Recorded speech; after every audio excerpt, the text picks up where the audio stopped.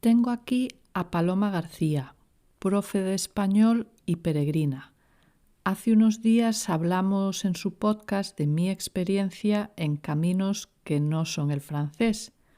Hoy toca hablar de sus experiencias precisamente en este camino, el francés, y especialmente de su experiencia caminando sola como mujer.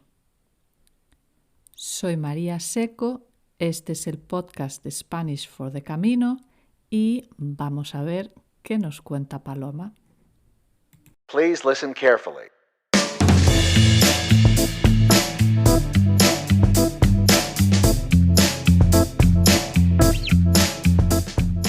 Hola Paloma, ¿qué tal?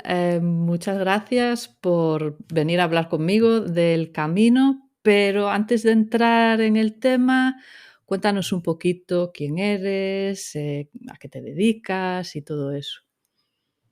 Hola María, gracias por la invitación. Ya te debía una visita, ¿no? Después de que te estuviste en mi podcast. Bueno, pues para los que no me conocen, yo me llamo Paloma y tengo tres pasiones. La primera es, pues, los idiomas, por eso soy profesora de español y tenía el sueño de aprender muy bien francés, así que me expatrié en Francia, donde ahora vivo. También me encanta la cocina y la buena comida y por eso dedico bastante tiempo a la semana a cocinar rico porque es algo que me hace muy feliz y también me encantan los viajes con sentido, por eso hice el Camino de Santiago 2 veces. Si eso te iba a preguntar, que lo has hecho 2 veces, las 2 veces el mismo, el camino francés. Pero antes de comentar por qué el mismo y 2 veces y todo esto, ¿por qué decidiste hacerlo la primera vez? ¿Hubo algo en particular que te llamó a tengo que hacer el camino? Creo que fue a raíz de la experiencia de otras personas que lo habían hecho y me animaron. Dije: "Ah, pues esto podría ser interesante, es otra manera de viajar". Y no fue por una motivación religiosa en mi caso, creo que fue más por esa idea de hacer unas vacaciones diferentes, un reto deportivo, aprender a viajar con menos, que yo era una persona que viajaba cargada, cargadísima, y creo que fue sobre todo por eso, por una experiencia diferente. Y yo soy de La Mancha, o sea que no vivo cerca del camino, no era algo que me fuera familiar, Ujú. pero sí, por eso fue. Ujú. Y bueno, se ve que te gustó la experiencia porque repetiste. Pero la segunda vez fue un poco diferente. Cuéntanos un poco cómo lo hiciste la primera vez, la segunda, por qué decidiste hacerlo de forma diferente. Es que pasaron muchas cosas entre el primer camino y el segundo. El primero lo hice en 2017 y lo decidí hacer con mi pareja, porque sí que tenía claro que no quería hacerlo con un grupo muy grande y lo que también tenía claro es que quería llegar sí o sí a Santiago, que creo que es algo que nos pasa a muchos peregrinos, Mm. que la primera vez pues la verdad es que hace muchísima ilusión terminar, se supone, el camino, aunque ahora ya pienso diferente, pero pues hacer esos 100 últimos kilómetros, que es algo bastante jugoso, vamos a decir, de saber que caminas, bueno, una semanita y al final de ese viaje pues llegas a tu destino, que es la verdad es una sensación espectacular. Y entonces decidí hacer una mezcla de caminos. Es verdad que hice principalmente el francés, pero en mi caso comencé en Lugo, enlacé con el Camino del Norte, porque ya había escuchado que estas últimas etapas del camino, los 100 últimos kilómetros, son una especie de romería, que para los estudiantes que nos escuchen es como una fiesta popular donde hay demasiada gente, está masificado y sabía que eso no me iba a gustar, así que dije, bueno, como es inevitable que las últimas etapas sean así, pues al menos quitarme un par de etapas y la verdad mereció muchísimo la pena porque hice la etapa hasta Sobrado dos Monges, que es chulísima, un ambiente peregrino 100% en un monasterio. Y luego la siguiente, la segunda vez que hice el camino, lo hice en 2022, el año pasado. Pasaron 5 años entre medias. Entre otras cosas, hubo el COVID, porque yo llevaba muchos años queriendo hacerlo y no pude, como creo que nos pasó a muchos. Y esta vez sí que decidí hacerlo sola. Más largo, ¿La misma distancia? Y la segunda vez, ya sí que como tenía más experiencia y además me había ido encontrando gente por el camino, que mucha venía desde los Pirineos y claro, eso a mí me alucinaba. Decía: "Guau, una persona sola desde los Pirineos y ahora está aquí en Galicia, qué pasada", ¿no? Yo no me veía capaz de hacer eso, todavía no me veo capaz de caminar tanto tiempo, sobre todo porque no tengo la disponibilidad, pero algún día me encantaría hacerlo. Entonces sí que lo que tenía claro es que iba a ser el doble de lo que hice la última vez, porque yo soy una persona muy prudente, no me gustaría pasar de 5 días que hice la primera vez, casi una semana, a de repente 2 meses. Mm, No me veía preparada, pues 10 días, espero la próxima vez que sean 15 días o 20 15, días, pero 20 vas ir aumentando. añadiendo ir añadiendo poco a poco, porque sí hay mucha diferencia entre hacer 5 o 6 días y hacer 10 o 12 o más. O sea, cada 5 o 10 días que añades, tus pies lo sienten. Así que es importante ir poco a poco. ¿Y qué diferencia? La segunda vez, entonces, decidiste hacerlo tú sola. Sí, la segunda vez tenía esa idea que mucha gente me decía: "Venga, Paloma, que me animo contigo, no lo hagas sola, como no te preocupes, que yo te acompaño". Y yo era como: "No, no, si es que no No estás quiero que me invitada". acompañes. Es que no quiero hacerlo con nadie. Es que de verdad lo quiero hacer sola. Especialmente porque era además mi autorregalo como despedida de soltera. Yo me iba a casar en octubre de 2022 y en ese verano, además, curiosamente, no había muchos planes, mi pareja no estaba disponible tampoco en vacaciones, porque estábamos guardando los días para la boda, y yo al ser profe de español, tanto en la escuela pública como en mi escuela online, tú sabes que siempre el verano Mm, es una parte muy tranquila, donde hay sí. pocas clases, y a mí también me gusta darme ese espacio. Entonces dije, bueno, es el momento perfecto, sin prisas, y yo sabía que empezaba en Saint-Jean-Pied-de-Port, porque para mí era importante comenzar ahí, quería, como vivo en Francia, hacer esa transición y atravesar de un país a otro caminando. Y no, lo que no sabía es dónde iba a llegar. En un primer momento, de una manera muy ambiciosa, quería llegar hasta Burgos y luego me di cuenta de que no, de que iba a ser entonces muy largo porque empezaba ya muy dura la etapa. No se Sí. recomienda nunca empezar en Saint-Jean-Pied-de-Port, está desaconsejado y yo a pesar de todo dije, no, para mí era importante empezar ahí. Realmente pude hacerlo. Es verdad que es una etapa difícil, pero bueno, si tienes una buena condición física, se hace. Y sí, la segunda vez lo hice sola y vamos, 1000 veces mejor que la primera, aunque hacerlo con mi pareja fue muy bonito, pero es que hacerlo solo es otra cosa.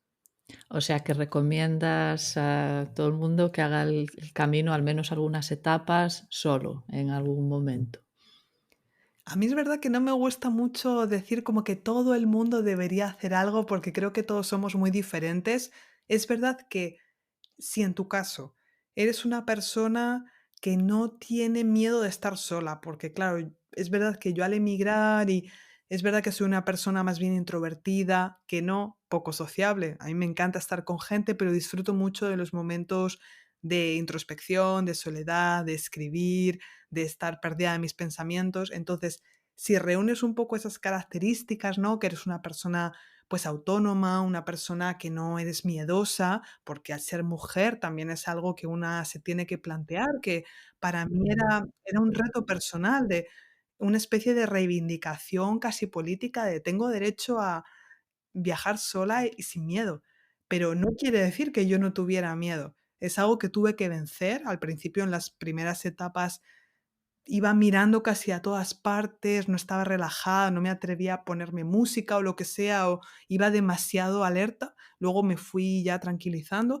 pero es algo que no es fácil. Yo entiendo que si eres una persona muy tímida, que nunca ha viajado solo y de repente se ve en otro país, sin recursos, sin nadie conocido, puede ser hasta, no sé, estresante, angustioso. Entonces, bueno, creo que si reúnes ciertas características o si eres una persona, pues, muy lanzada y dices: "Bueno, ya veré cómo lo soluciono, pero yo me voy solo porque no tengo con quién hacerlo". Venga, pues sí, es una excelente idea para pasar unas vacaciones diferentes. Sí, no es interesante lo que comentas, ¿no? entre, por ejemplo, la diferencia, las cosas que uno se plantea siendo una mujer, que a un hombre seguramente ni se le pasan por la cabeza, ¿no? Pero que nosotras no se nos quitan de la cabeza y siempre estás ahí, vas con esa preocupación y lo que tú decías, mirando por aquí, por allá y no es fácil si llegara, ¿no? Como tú, bueno, ya me relajo, no tengo que estar mirando por encima del hombro todo el rato y tal. Bueno, la sensación de, me imagino, ¿no? De empoderamiento, de decir, bueno, yo puedo hacer esto. La verdad es que me imagino que es estupenda. Yo tengo que decir que siempre que he hecho el camino o alguna etapa, siempre he hecho con alguien, más o menos. Entonces no tengo esa experiencia de hacer el camino completamente sola. Pero bueno, me imagino que conocerías a mucha gente también. Claro, es que al final, conectando con lo que dices, es que no estás sola realmente, que es lo que al final todo el mundo te acaba diciendo cuando viajas solo, ya sea en el camino o en cualquier otro viaje, porque parece que cuando uno va solo, como que va atrayendo a otras personas, uno está más dispuesto a hablar con desconocidos, no sé, la gente te ve también sola y a lo mejor le provoca curiosidad. Y al final tú también te esfuerzas un poco más que si estás en grupo o en pareja, cosa que es completamente normal. De hecho, a veces lo que echas en falta es momentos solo. Y me acuerdo que con algunas compañeras que iban solas, porque somos muchas mujeres viajando solas, menos que los hombres, pero desde luego somos Cada vez cada hay vez más. más. Yo creo que ahora mismo está la cosa más o menos en 50-50, por ahí, está muy igualada. Sí, es a veces no se ve porque quizás las mujeres que vamos solas al final acabamos uniéndonos a un grupo por esta cuestión de la Mm, seguridad y piensas que es un grupo cuando sí, no, son personas solas que se han unido para caminar, que esto igualmente sí que creo que conviene hacerlo, intentar, si al menos no vas con un grupo, no perder de vista delante y detrás algún peregrino de referencia porque vivimos en la sociedad que vivimos y al final hay que también tener ciertas precauciones. Yo cuando decía que me relajaba, no era que pensaba que no me podía pasar nada, sino que al final, bueno, tenía ciertas precauciones que me permitían sentirme en seguridad. Pero sí, al final, a veces te apetecía estar sola. Yo recuerdo con estas compañeras que decíamos con toda la confianza, vale, yo tiro, o sea, cuando dices yo tiro en español significa que yo voy a ir avanzando, yo voy a caminar un poco más deprisa que tú, nos vemos en el albergue o nos vemos en 2 o 3 kilómetros, hacemos una parada y nos vemos ahí, pero me apetece estar sola. Y respetábamos eso completamente porque es parte de la razón por la que haces el camino sola, es para tener esos momentos de introspección, de silencio, y creo que es muy desagradable cuando haces el camino solo, tener una persona que es incapaz de estar sola justamente y no para sí. de hablar y de hablar y de hablar, eso es terrible. Sí, sí, sí, la verdad es que la verdad es que sí, imagínate, ¿no? Vengo aquí para estar yo solo con mis pensamientos y tener a alguien al lado que no se calla. Entonces es importante también, sí, respetar deseo de silencio, de estar solo de los demás. Pero yo creo que no estamos muy acostumbrados, la sociedad no está en general, ¿no? Pensada para que estemos solos y todo esto. Entonces yo creo que por eso a alguna gente le cuesta dejar esa idea de, bueno, puedo estar yo solo y no pasa nada, estoy bien, y a otro puede querer estar solo, no necesito estar hablándole todo el rato. Esto que cuentas es muy interesante porque creo que es un choque cultural entre, por ejemplo, los españoles en general, que tenemos horror del silencio, somos muy gregarios, muy de estar en grupo, y sí que notas claramente en los albergues cómo los españoles se van juntos y ves muchos, por ejemplo, holandeses, ingleses, belgas, franceses, hombres, la verdad, casi todos, pero también hay mujeres que viajan solos y no tienen especial intención de relacionarse con alguien, porque es verdad, yo que vivo en Francia, en la frontera con Alemania, observo que sí, aquí la gente está más acostumbrada a estar sola, soledad elegida o soledad buscada, o bien a veces soledad, bueno, por las circunstancias, pero sí hay menos esa cosa de todo el tiempo hablar y hablar y hablar, que siempre hay más como ruido en los grupos de españoles, pero al final el camino sí que tiene, para mí es importante conservar un poco esa parte de introspección, porque si no al final, bueno, es una fiesta entre Sí. amigos,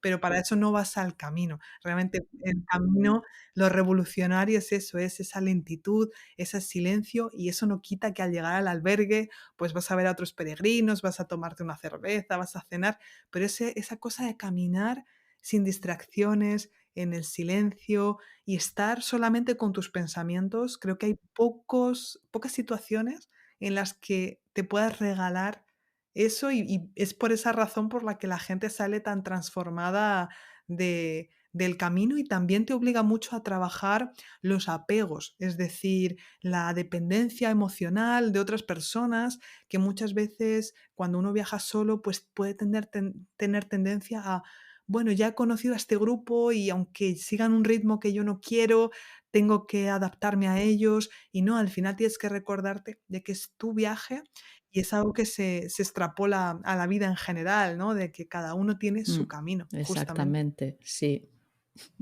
Sí, así es.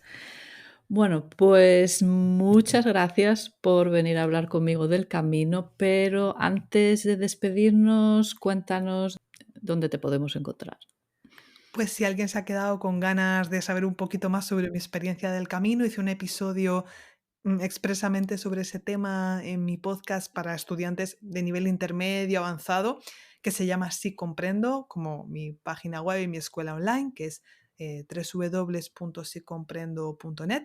Y si eres francófono y estás aprendiendo español o te apetece volver a ver las bases, repasarlas, tengo también un podcast para principiantes que se llama Sí Comprendo Debutant, así que me podéis encontrar por ahí. Tengo una newsletter donde os podéis suscribir y cada semana recibís una pequeña dosis de motivación para aprender español, y publico bastante contenido también sobre el camino porque es un tema que tanto a ti como a mí Mm, pues nos apasiona. Así que también tenéis la entrevista con María, que es el episodio 81, donde nos contaba su experiencia en los caminos alternativos, que ella ha hecho el inglés y el portugués. portugués. Así Ujú. que os la recomiendo esa también. Estupendo. Bueno, dejaré los enlaces después en la descripción del episodio para que todos te puedan encontrar fácilmente y buen camino. Lo mismo digo, Ultraya, buen camino.